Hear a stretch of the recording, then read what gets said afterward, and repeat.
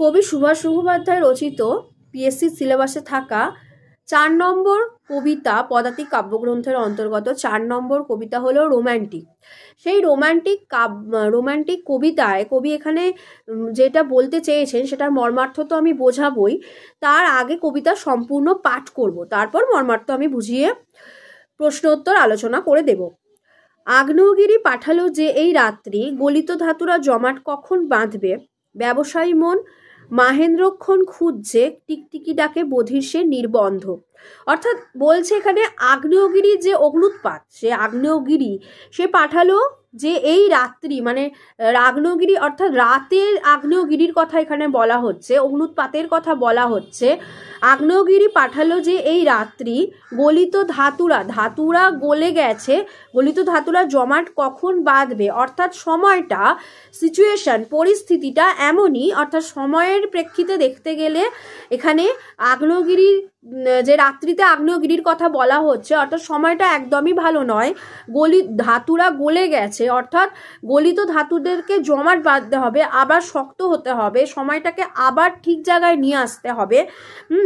ব্যবসায়ী মন, মানে এবার ব্যবসায়ীর কথা বলছে যখন, সমাজের একটা প্রেক্ষিতকে তুলে ধরছেন, সমাজের একটা দিককে তুলে ধরছেন যেখানে অনেক শ্রেণীর মানুষদের বসবাস, যেখানে ব্যবসায়ী মন আছে, অর্থাৎ ব্যবসায়ী মানুষরা আছেন, অন্যান্য বুদ্ধিজীবী মানুষরা আছেন।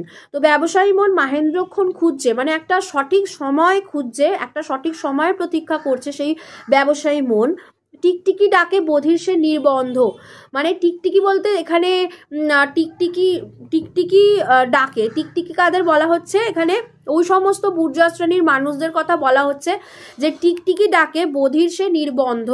অর্থাৎ নির্বন্ধ বলতে এখানে নিয়মের কথা বলা হয়েছে।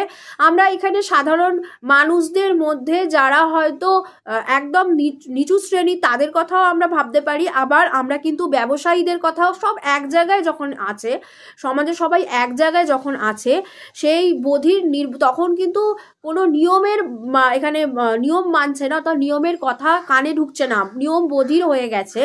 ঘড়ির কাঁটায় কত যে মিনিট মরছে, মনে অনন্ত সময়ের অধিরাজ্য, মানে অনন্ত, যার কোনো শেষ নেই, নাই অন্ত যার সেটা হলো অনন্ত, নেই অন্ত যার সেটা হলো অনন্ত, অর্থাৎ যার কোনো শেষ নেই, সেই অনন্ত অধিরাজ্যে সময়ের অধিরাজ্য। ঘড়ির কাঁটায় মিনিট মরছে, মানে ঘড়ির কাঁটা মানে সময় এগিয়ে চলেছে, সময়, মিনিটের কাঁটা, সেকেন্ডের কাঁটা এগিয়ে চলেছে, অর্থাৎ সময় এগিয়ে চলেছে।